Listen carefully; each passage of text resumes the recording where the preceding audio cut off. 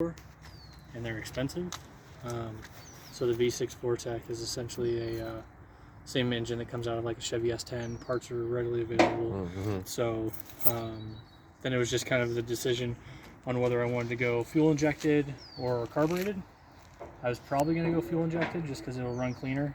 I never got to that. And kids and life and everything, just the usual. Yep. So it's I had the chrome all redone. You know, I'm several $1,000s into it, but it needs some a little bit of body work, different stuff. The hood's probably the worst. They didn't do the person that I got it from didn't do a very good job in terms of bondoing.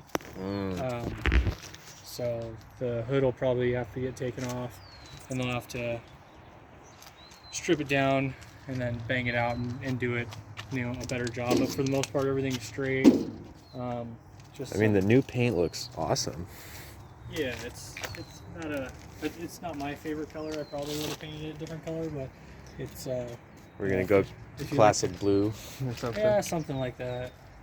So like a car show car. Yeah. Okay. But yeah, I just like the idea. It's a